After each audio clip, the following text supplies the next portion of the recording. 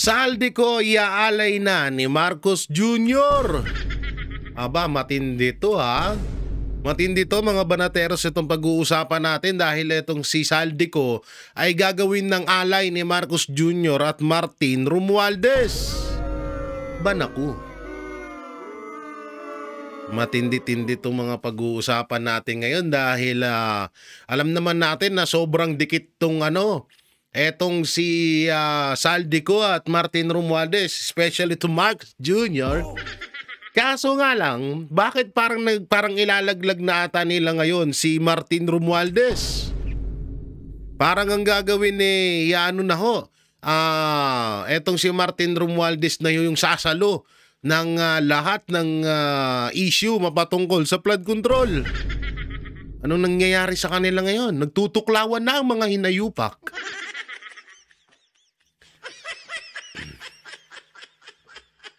Bakit nagtutuklawan na ang mga hinayu? Ang mga hinayu ay nagtutuklawan na.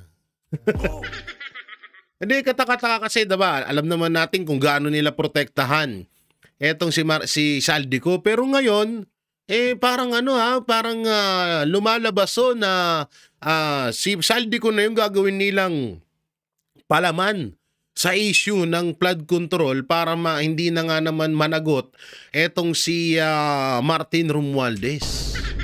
Yan ang sinasabi ko dyan. Yan ang sinasabi ko. Kapag tapos na kayong pakinabangan, tanginatain na kayo dyan sa mga yan. Yan ang sinasabi ko dito eh.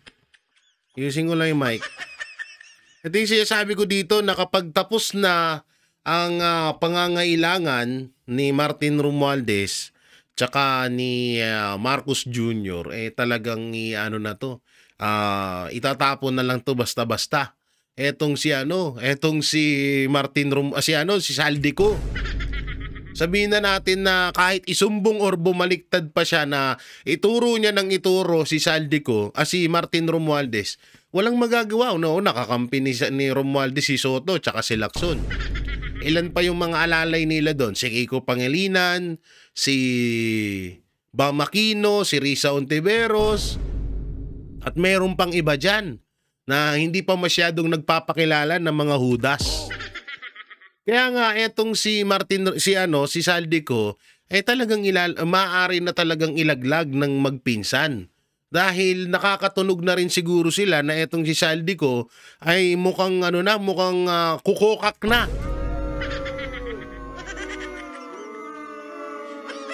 Nakakatunog na siguro itong mga to na itong si Saldico ay malapit na silang ilaglag. Kaya siguro uunahan na nila. Aba nako, maganda-ganda tong pag-uusapan natin na to. Siyempre, bago muna dyan, dito muna tayo sa isa sa mga... Di ko alam kung paano ko tatawagin to si Tito Soto eh. Oo, sayang to si Tito Soto, no? Sa totoo lang, paulit-ulit ko siya sabi, nanginayang ako dito sa taong to. Ganun pala, pag senador, pag tumanda ka na at hindi ka natatakbo sa susunod na eleksyon, pwede ka na magkupal. No? Kaya nanginayang ako dito kay Tito Soto eh. Sabi dito ni Tito Soto, hahabulin content creators na nagpapakalat ng fake news. Aba, Tito Soto, kung usapang fake news lang, unahan mo na si Marcos Jr. Paano ko ba nasabi? Dati, nung kasagsagan ng KOJC siege, sabi niya wala daw armas ang mga kapulisan. Wala daw nangyaring dahas. Diba? Yun yung sinabi noon. Diyan ni Marcos Jr. sa nangyaring KOJC siege sa panggigipit ho ng mga kapulisan sa Kingdom of the Jesus Christ at dito kay Pastor. At sinabi niya wala daw dahas, pero may namatay. May nagtirgas. 'Di ba? Kitang-kita ho sa video, walang edit. So, Tito Soto, bago mo kami pag-initan na naman, anak ng teteng, strategy ng mga congressman na pag-iinitan na naman ng mga content creator? Anak ng timang naman, Kapag wala na kayong magawa, pag hindi nyo na kayang lusutan yung mga ibinabalita namin, sasabihin nyo, fake news? Wow! O eto, pasintabi ulit ha, kasi may mga ibang vlogger dyan na sabi hudas daw ako sa TVJ. Pag-usapang prangkisan ng Itbulaga, pagtatanggol ko ang Tito Vic and Joey. No, ipagtatanggol ko yan. Talagang sa kanila ho talaga yun. Pero pag-usapang politics, putang na, iba na to eh. Gago ba kayo? Tayo na may mga ano dyan eh. May mga kasamahan ko dating vlogger na ngayon ayaw pa rin akong tantanan. Pero malapit na rin naman. Waiting lang kayo, ha? Masyado kayong atat. Hindi pa tayo tapos.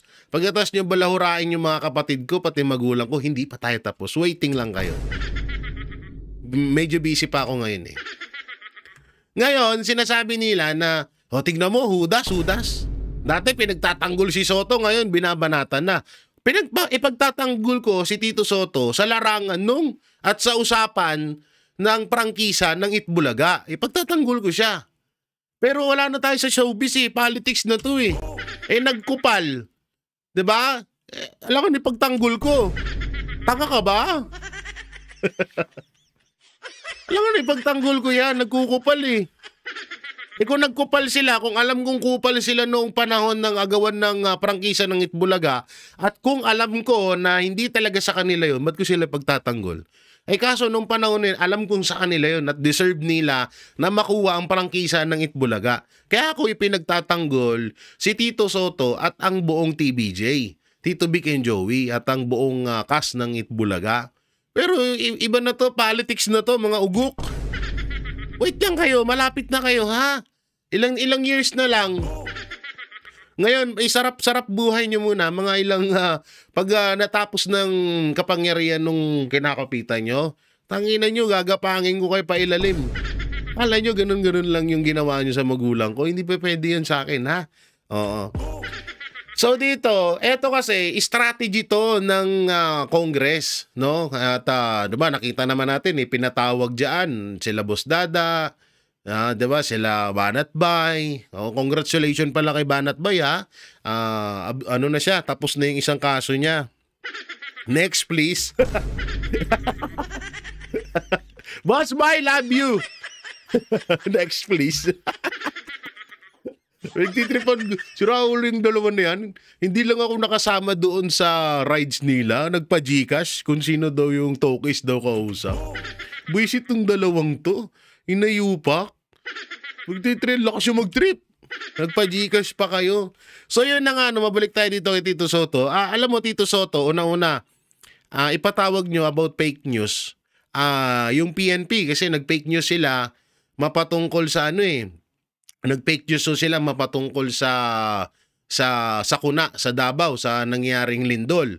Ibang picture yung nila, tawag dito, ibang picture yung ipinakita nila.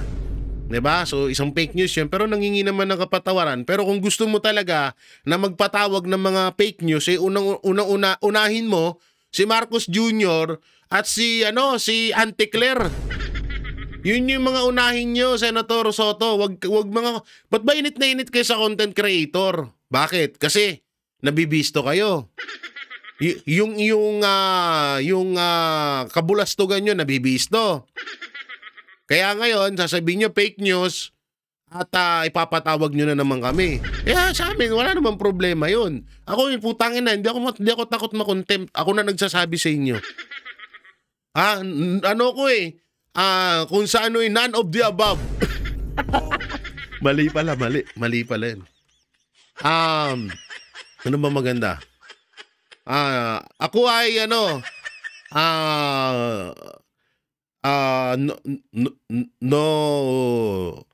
permanent address. No family. No wife, no kabet. Lahat yan, wala sa akin yan. Kaya kung contempt, kung papatawag nyo kami, content creator, putang na palag ako dyan. Papakita ko sa inyo kung paano humarap si Jay Guevara sa mga kupal na mga politiko. Hindi ako nananakot. Ang akin lang, pag alam kong kinukupal mo ko, kahit senador ka pa, putang na, kukupalin din kita. Yun lang, kaya wag nyo ako ipapatawag kasi talaga sasakit lang ulo nyo sa akin. Ako na ata ang pinaka ano, ako na ata ang pinaka makikilala niyong vlogger sa kasaysayan ng Pilipinas na sasakit ulo niyo, wag ako. Pero ako, game ako dyan. Wala akong problema sa akin, putang ina. Bakit? Mamamatay ba ako dyan? Tsaka kahit mamatay ako, wala akong pakialam. Sabi ko nga sa inyo, lahat ng ano, wala akong pakialam. Ngayon, ang panawagan ko sa Tito Soto, unahin mo si Marcos Jr. sa fake newsan at etong si Auntie Claire. Yun lamang po, ha? Oo. Fake news na naman. So, mapunta tayo dito. Kay Saldico, ito po yung balitang yun. Panoorin natin. Hihilingin ng Independent Commission for Infrastructure sa Korte na isiting contempt si dating Congressman Saldico kapag hindi siya sumipot sa pagdinig ng komisyon bukas. Kaugnay pa rin niya ng maanumalyang flood control projects. Nakatutok si Joseph Moro. Sa dalawang ipinatatawag bukas ng Independent Commission for Infrastructure o ICI, tanging si dating House Speaker Martin Romualdez ang nagpasabing handang humarap sa komisyon. Walang pasabi si dating Congressman Saldico na nasa ibang bansa umano. Kaya kung hindi sisipot, magpepetisyon ng ICI sa Regional Trial Court o RTC para i-cite in contempt si Ko. That's the process because as I mentioned before, there's no contempt powers by the ICI. So the process there is pupunta kami sa korte. Kung aaprubahan ng Regional Trial Court ang petisyon ng ICI, ay maglalabas ito ng arrest warrant laban kay Ko. Sa ngayon ay nasa Immigration Lookout Bulletin lamang si Ko, kaya minomonitor lamang ang galaw at hindi rin pwedeng pigilang bumiyahe. Wala ring arrest warrant laban kay Ko para dakpin siya. So help me God.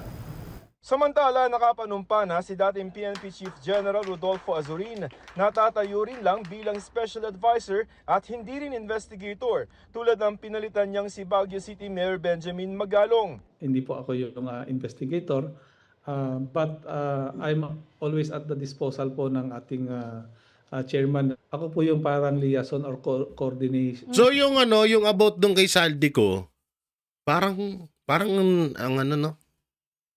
Parang ang tabang. Parang may iniiwasan sila. Parang iniiwasan nilang paano ba? Parang iniiwasan nilang mapunta si Saldico sa Senate. O talagang baka nilalaglag na nga talaga si Saldico. Pwedeng ganun. Ewan ko ha. Pero parang kasi alam nyo, kung about, wala talaga akong tiwala dito. Wala akong tiwala dito sa tawag dito sa ICI. Wala akong tiwala talaga dito eh. Iba yung iba yung kutob ko dito sa ICI na to. Iba yung amoy ko sa kanila. May may kakaibang may kakaibang aura, alam niyo 'yon? May kakaibang aura sila eh. Yung tipong aura na parang puro palabas lang. No? Dito kay Saldi. At pwede rin naman, kagaya ng sinabi ko, baka talagang ilalaglag na si Saldico ni ng magpinsan na Martin Romualdez at tawag dito at ni Marcos Jr. Pwede nilang gawin yun anytime. Duterte nga. Ginawa nga nila sa mga Duterte yun eh. Kay Saldico pa kaya, di ba? Kaya ikaw, Saldico, kung nasan ka man ngayon, unahan mo na yung mga yan. Kasi pag ikaw ang naunahan ng mga yan, alalahanin mo na sa kapangyarihan, anytime pwede ka nilang baliktarin. Anytime, pwede nilang gawin na ikaw lang ang nagnakaw ng pera na yan. Pwede nilang gawin yun. Control nila media, may mga vlogger sila na mga dugyot, may mga sila yung may hawak ng kapangyarihan, hawak din nila ang ombudsman, yari ka dyan. Kaya ako sa'yo, hanggat maaari, hanggat na talagang maaagapan mo pa to, gawin mo na. Gawin mo na yung talagang maaari mong gawin. Talagang anuin mo na, tawag dito talagang, tawag doon, talagang ibulgar mo na kung ano ang katotohanan. Kasi hanggat kasi isipin mo tumahigi kung ang Duterte nga, na nagbalik sa kanila. Ito, isa-isahin ko sa iyo ha. Kung ang unang ginawa ng Duterte, ipinalibing yung kanilang ama, yung kanilang kamag-anak sa libingan ng mga bayani. Ilang presidente na ang dumaan sa Pilipinas, walang gumawa nun. Si Pangulong Duterte lang. O, anong ginawa kay Pangulong Duterte? Tinarantado pa rin nila, di ba? Hinudas pa rin nila. At nagdurusa ang matanda doon sa ICC ngayon na dapat ay hindi niya naman nararanasan. Pangalawa, kung hindi dahil sa mga Duterte, hindi makakabalik ang mga Marcos sa pagiging presidente. Tingnan nyo, hanggang ngayon, di ba? Hanggang ngayon, wala pa ring tawag dito, wala silang nakitang utang na loob, wala silang konsiderasyon, Dicalesa, no? Dicadilesa, hindi ba tama ba yung binanggit ko?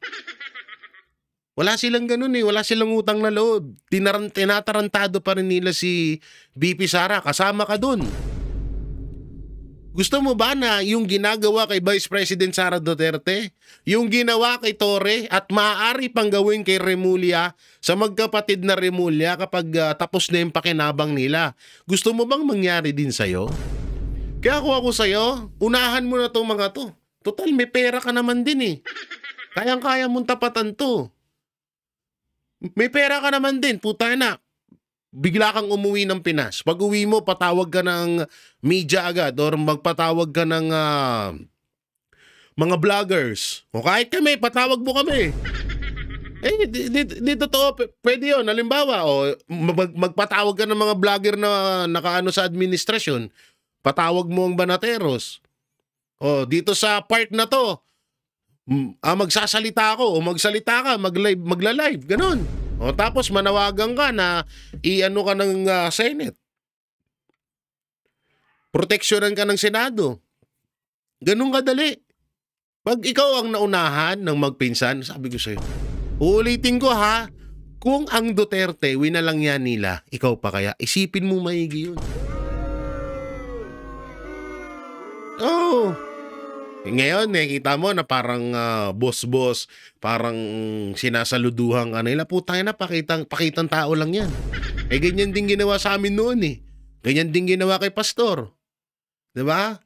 Puro lahat, binigay ni Pastor, media, service, lahat. Pero anong ginawa kay Pastor? Ginawan ng kaso. Yung matagal ng nabasurang kaso na hanggang ngayon, noon at hanggang ngayon na wala naman pinapakitang ebidensya, yung mga putang inang nagbibintang kay Pastor, hanggang ngayon, wala pa rin sila may ipakitang ebidensya. Pero tignan nyo, winalang niya pa rin ni Marcos Jr. Ang laki ng naitulong ni Pastor at ng kay OJC kay Marcos Jr. Chavit Singson, diba? Tingnan mo, mga bigating tao yan Chavit Singson, Pastor Kibuloy, Pangulong Duterte, Sara Duterte, sino pa? Tapos ikaw, magkakaroon ka ng 100% na hindi ka tatraydorin na magpinsan, katarantaduhan yun. Ako nagsasabi sa'yo, Saldi ko, isang malaking katarantaduhan yun. Kaya ako sa'yo, ngayon pa lang, unahan mo na yung magpinsan. Hindi unahan ng sakit unahan mo na ibulgar mo ang katotohanan. Katotohanan na kasama mo, hindi yung parang playing safe ka. Hindi, hutang na, hindi kami naniniwala sa'yo pag ganun. Hindi kami maniniwala sa'yo pag ganun. Ang gawin mo, unahan mo na si Martin Romualdez at si Marcos Jr., magsalita ka ng totoo na kung sino ba talaga ang mastermind sa nakawan sa 2025 national budget. At baka nga, hanggang 2024, 2023 at 2022 yan. Diba? Kaya ngayon palang magsalita ka na, hindi yung anak ng teteng. Pag ikaw naunahan yan, puta na, sabi ko sa'yo, si Satanas nga umiiwas sa magpinsan So si Judas nga, duwag dyan Mas na yan mas tinatawag na God of, pinaka-God na yan Sa kademonyohan, Pinaka-malakas na yan, pinaka-demonyo na sa demonyo yung magpinsan na yan. Kaya kung ikaw, isipin mo maigi yun. Napakaganda nung paliwanag ko na yun. Chavit Singson, Pastor Apollo Kibuloy, Pangulong Duterte, Vice President Sara Duterte, tinarantado na magpinsan, ikaw pa kaya. Isipin mo maigi yun. Talagang pag ikaw ang nabueluhan ng mga yan, pag nabueluhan ka ng mga yan, iiyak ka dyan, tingnan mo. Tulad ng pinalitan niyang si Baguio City Mayor Benjamin Magalong. Hindi po ako yung investigator, but I'm always at the disposal po ng ating chairman. Ako po yung parang liaison. Pero ito tanong ko dito sa IC, ano to? ICI, ano ba sila? Sumasahod ba sila? May pasahod sa kanila? Posibleng wala, no? Hindi naman nila siguro to, tangina, wala nang tao ngayon na magbibigay ng libre. Katulad yan, ang dami, una-una, ang dami mong masasagasaan dyan. Ang daming mga politiko na masasagasaan mo dyan. Na pwedeng lumitaw ang kanilang mga pangalan. Tapos wala silang kinikita. Ngayon, kung may kinikita to, may sahod, saan ang gagaling? Ayun yung isa sa pinakatanong dyan eh. Kasi kung sa kaban ng bayan, putang ina, maawa kayo. Hindi naman hiniling ng taong bayan na magkaroon ng isang independent group na imbestigahan yung flood control na yan. Una-una, walang tiwala ang taong bayan sa iba dyan. Hindi na lang magbabanggit ng pangalan. Ang gusto ng taong bayan, mapauwi si Saldico, kasuhan si Saldico, kasuhan si Martin Romualdez, i-impeach si Marcos Jr. Yun ang gusto ng taong bayan. Dahil sa nangyayaring nakawan sa lipunan natin, sa bansa natin. Yun ang gusto ng taong bayan. Hindi, walang may gusto na mag-imbestiga kayo at magsayang lang kayo ng pera kung may tinatanggap man kayo, kung may tinatanggap kayo sahod. Kasi membro kayo ng ICI, no? Hindi ko sinasabing sinusuhulan kayo, ha? Disclaimer, wag tanga. Ang pagiging tanga minsan ginagamit lang yan sa isang linggo. Hindi na araw-araw, ha? Oo. Sinasabi ko, parang nagtatanong ako, kung kayo ba ay sinasahuran, saan ang gagaling ang sahod? Kung sa kaban ng bayan, itigil nyo na yan. Putangin na, wala akong tiwala dyan sa ICI na yan. Tsaka ito bakit magkakaroon ang administrasyon ng independent investigator mapatungkol sa flood control? Kung yung mismong Pangulo, yung mismong administrasyon, isa sa mga pumirma sa nakawan nito. Diba? Nakakabobo lang kasi. Isa si Marcos Jr. sa pumirma. At isa si Marcos Jr. sa nakakaalam kung sino talaga yung mga nagnanakaw. Presidente siya, hindi niya alam, katarantaduhan yun. Tapos ngayon, siya rin ang nagsagawa ng investigasyon. Ang galing, no? Ikaw nagnakaw, tapos ikaw rin gagawa ng investigasyon? Unbelievable. Okay, tuloy na natin to. Nangangamit na si Kuya. Coordination, magko-coordinate sa AFP, PNP, as well as sa National Bureau of Investigation, as well as siguro kung utusan po niya ako na mag-conduct po ng intel gathering. Panawagan niya pagkatiwalaan ng ICI at mga miyembro nito kahit hindi Una-una wala akong tiwala dyan, yung katabi ng babae na former DPWH secretary.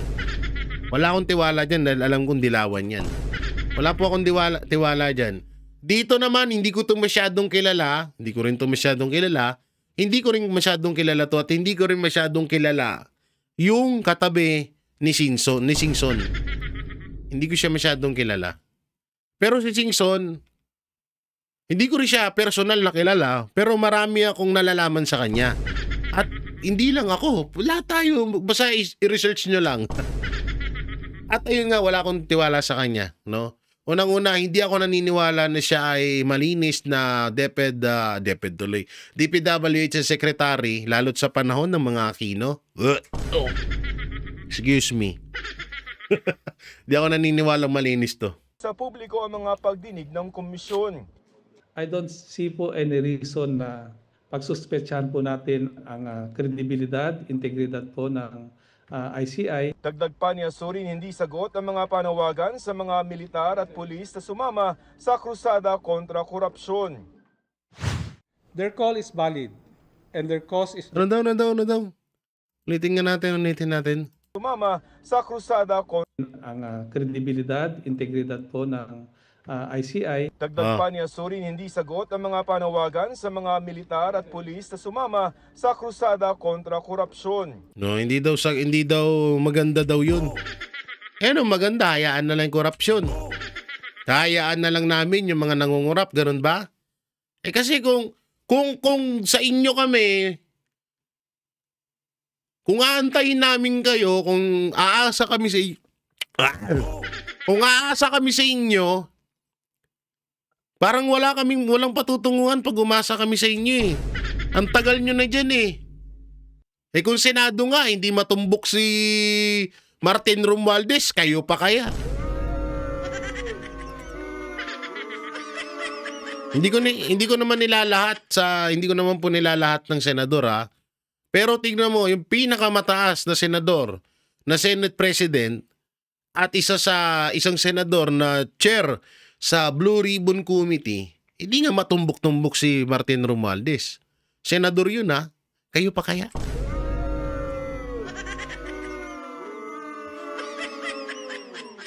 Ano asa namin sa inyo? Yung mas malalakas sa inyo, mas tinatawag na mas tikom yung bibig. Kayo pa kaya? Kaya nga, wala akong tiwala dito. Pasensya na ho Pasensya na kung malayo ang loob ko dito sa ICI na to. Pero sorry po talaga. Wala talagang patutungan dito. Their call is valid and their cause is just. Yet we must remember, real change cannot be achieved through division, chaos, General pala or to. violence. Special ano? Revolutions in the streets may topple governments, but they do not always heal a nation. Okay. Sa 421 suspected ghost projects na natukoy ng DPWH mula 2018 hanggang 2024, pinakamarami sa Luzon, kasunod ang Visayas. Meron namang 51 na suspected ghost flood projects sa Mindanao. Ulitin natin ha, ilan sa Maynila? 421 261 Luzon ha. Suspected ghost flood control project. 261, okay. Ghost projects na natukoy ng DPWH mula 2018 hanggang 2024. Okay. Pinakamarami sa Luzon. Kasunod ang Visayas. Visayas 105. Meron namang 51 na suspected ghost flood projects sa Mindanao. Dito sa number 51 na to, sa Mindanao, wag na natin pag-usapan to. Alam niyo kung bakit?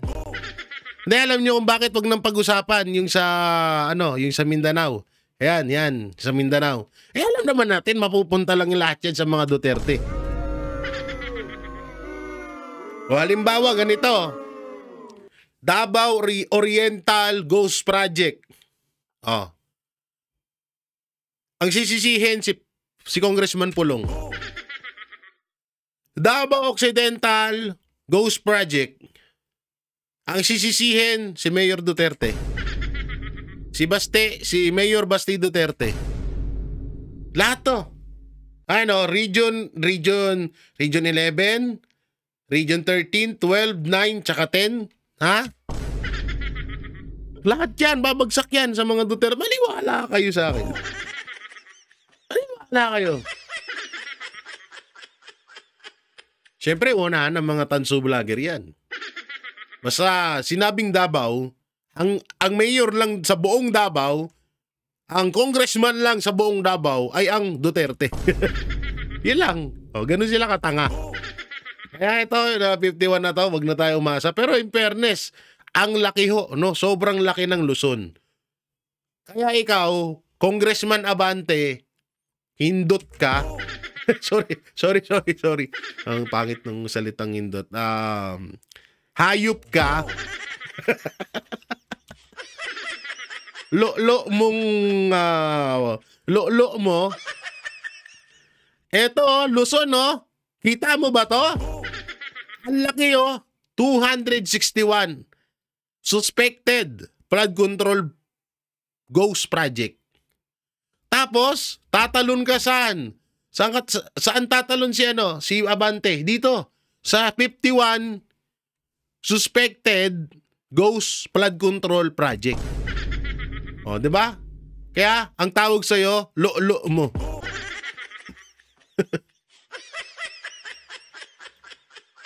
Tingnan mo katangahan yun. Tangina, mag-iimbestiga ka sa Davao. Wala naman problema na mag-iimbestiga ka sa Davao. Walang problema yun dahil alam ko, safe na safe ang safe at walang ghost project sa Davao dahil ultimo ako nakita ko ang mga flood control doon. Ang akin lang dito, kung saan sana pinakamaraming ghost project, doon muna tayo mag-focus. Pagkatapos doon, tsaka tayo tumalon sa Visayas. Pagkatapos sa Visayas, tsaka tayo tumalon sa Mindanao.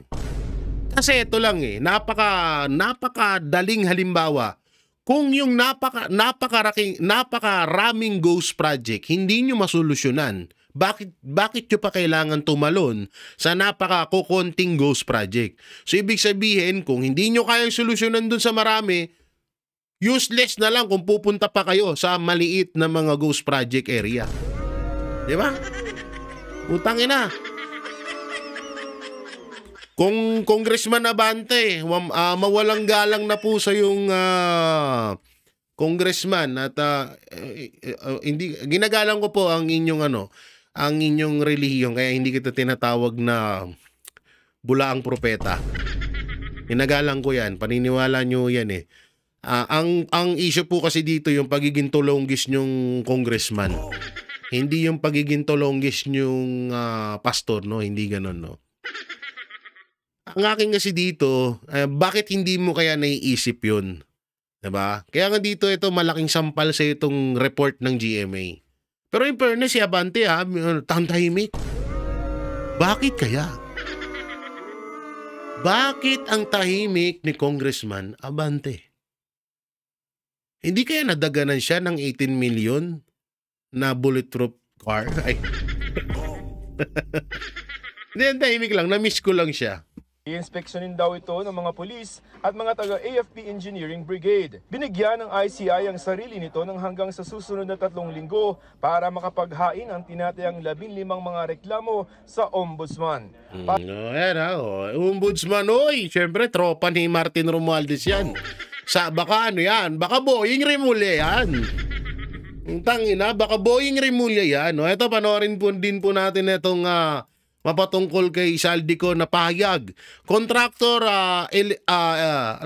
legislator, hindi lang si Saldico, Prof. Malotikia. So panoorin po natin ito. Isa din to sa mga malulupit na na dapat nating mapanood,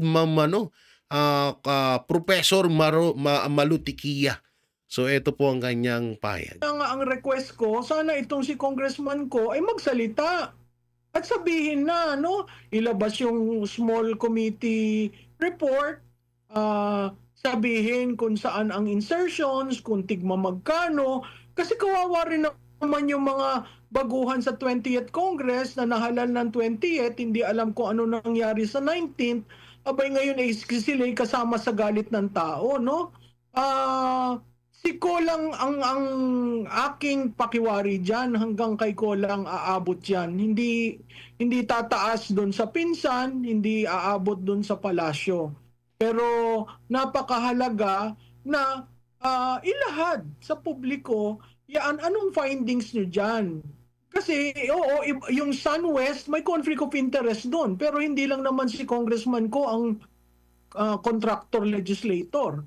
So kung ganun may conflict of interest, abay lahat ng mga contractor legislator mag-declare kayo ng no conflict of interest. Kasi sama-sama sila dyan. So hindi lang ako ang nagsasalita na tawag dito na ilalaglag netong si Saldico. Pati din si Malutikia, ganun din ang pananaw. No, na talagang yun din naman talaga ang kakahinatnan nito. Talagang ibabagsak nila yan si Saldico balang araw. Kaya nga, Saldico, where na you? Saldico, I'm here. Baliw ka ba, Jay? Kaya Saldico, kung eto man ay mapapanood mo, andito ka sa magpakailanman. Kaya nga sabi nga ng Orange and Lemon, Saldico, umuwi ka na baby. Marami nang gustong sumapok sa'yo. Tangina kasi no, hanggang ngayon, alam nyo minsan pag nagkakausap-usap kami ng Banateros Brothers, bago natin to diretso, may kukwento lang ako sa inyo. Chismis lang ba? Nag-uusap-usap kami ng Banateros Brothers. Sinasabi namin na noon pa man, naririnig na natin na itong si Saldico ay mayaman na. Oh. Nagtataka kami na bakit hindi sila makontento sa pera.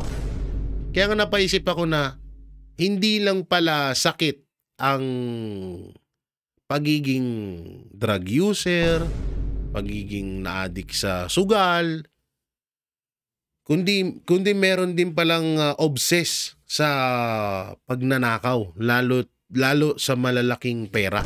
Kagaya nga nitong issue sa flood control. Doon ko napagtanto na tangina, ang tindi. Grabe yung pagiging obsessed nila sa pera. Talagang masasabi mo na ginodiyos nila yung pera. Yung pera ang Diyos nila.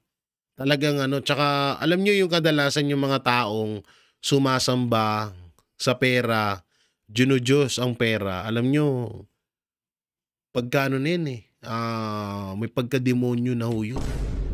O, totoo po yan. Kahit alimbawa, ako, secret millionaire lang ako ngayon. Uy! Paano? Hindi ako promise, never talaga ako naging madamot sa pera. Pero pag alam kong parang inaabuso ako yan, medyo lumalayo ako diyan. Sa totoosin nga lang, kung usapang project lang, mas marami pa ata akong project kay Saldico. Sa totoo lang, hindi sa pag-aangat sa sarili kong bangko, pero kung sa project lamang, mas marami pa akong project dito. Kasi kadalasan project niya, galing din naman sa pera ng pondo. 'Di ba? Pondo rin naman na galing sa gobyerno. So hindi niya pa rin sariling pera 'yun. Hindi katulad nung sa akin, sarili kong pera. 'Di ba? Kaya nga sabi ko, putang ina, grabe na ang yaman nyo, pero hindi kayo makontento. Kasi dati pa ito nababalitaan si Saldico na mapera na to. Tapos dinagdagan niya pa ngayon. Ang tindi, no? Milyonaryo ka na, hindi ka pa nakontento dun. Ano bang gusto niyong buhay? Kasi sabi kasi nila, may mga nakikita ko mga vlogger na sinasabi na kapag mapera ka, doon ka nare-respetuhin ng tao. So may point din naman. May point din naman kasi naranasan ko din naman yan naranasan ko yan noon. Ngayon, wala bagsak views natin. Wala na nag-share sa video natin. Ultimo yung mga nanonood dyan ngayon na mga tiga sa amin yun, hindi man lang makapag-share. Huy! Hoy! Saktan! Nanonood pa naman si Tito Ray ngayon, no? Habang nagkakapian, no? Nabulunan yung nanay ko. No? Alam nyo, yung sasabihin ko? Wala na tuloy sa utak ko. Hype na yan. Hindi sila makontento sa nila, no? Sa buhay nila. Sa pera nila. Talagang, ang akala siguro nila, porkat may pera sila, mamumuhay na sila na panghabang buhay. Pag namatay ka lahat, ito, yung damit, pera mo, lahat yan may iwan mo, di mo naman madadala. Katwiran kasi masasalo ng mga anak. Putang na, karma din yan. Karma yan, sobrang laking karma yan. Sa daming naghihirap ng mga Pilipino ngayon, sa daming nagugutom ng mga Pilipino ngayon, sa tingin nyo, hindi karma yan. Sobrang lupit ng karma yan. Maniwala kayo sa akin. Hindi nyo man ngayon mararanasan yan. Soon at sa mga susunod na taon, buwan, araw, linggo, oras, mararanasan yan. Kaya ituloy na natin si Ma'am Malutikia. Reklamo o mga nagagalit na sa ombudsman, criminal at administrative charges, kabilang na rito si former Congressman Zaldico at yung mga opisyal daw ng SunWest Construction na itinatag Nico. Ang sinasabi dito na rekomendasyon, paglabag sa anti-graft corrupt practices, malversation of public funds in relation to falsification of public documents by a public officer, paglabag sa general procurement reform, meron ding administrative charges, code of ethics, paglabag sa ethical standards of public officials, at iba pa. So sumasang-ayon ito sa sinasabing paglilihis at naging selective lang, naging sacrificial lamb ang mga pangyayaring ito, Prof. Oo, alam mo yung sagot ni Congressman ko, 'di ba sinabi niya hindi lang naman ako ito. Kasi ang desisyon ginawa sa plenaryo. So babalik ulit tayo doon. Kaya nga ang request ko, sana itong si Congressman ko ay magsalita at sabihin na, no, ilabas yung small committee report, sabihin kung saan ang insertions, kung tigma magkano, kasi kawawa rin naman yung mga baguhan sa 20th Congress na nahalal ng 20th, hindi alam kung ano nangyari sa 19th, abay ngayon ay sila kasama sa galit ng tao, no? Si Ko lang ang aking pakiwari dyan, hanggang kay Ko lang aabot yan. Hindi tataas doon sa pinsan, hindi aabot doon sa palasyo. Pero napakahalaga na ilahad sa publiko yan, anong findings nyo dyan. Kasi oo, yung SunWest may conflict of interest doon, pero hindi lang naman si Congressman Ko ang contractor legislator. So kung ganun may conflict of interest, abay lahat ng mga contractor legislator mag-declare kayo ng no conflict of interest. Kasi sama-sama sila diyan. Opo, no? Kumbaga marami ding nag-aantay sa update din sa investigasyon talaga kung kailan yan maibabalik dahil sa mga kaganapan ngayon. Pero merong post itong si Senador Alan Peter. Alam niyo sa totoo nga may mga kasi 'di ba sabi ko nga sa inyo, ako unang naglabas na predict ko agad na wala na si Zaldico sa Pilipinas, 'di ba?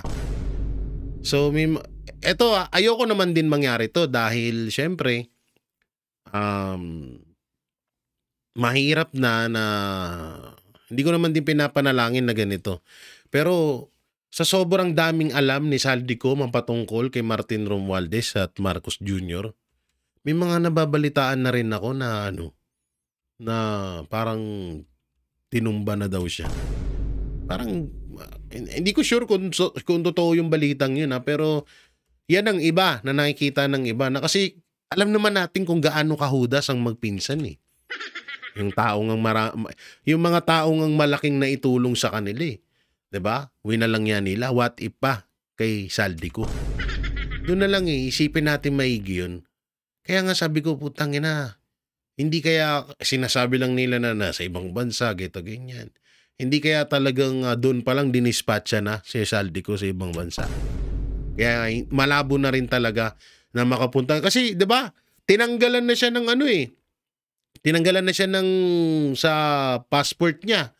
So dalawa lang 'yan. Pwedeng patayin na si Zaldico o talagang ilalaglag na nila si Zaldico at si Zaldico ang pananagutin, ang sasalo ng lahat ng kawalangian ng ginawa ng dalawang tao.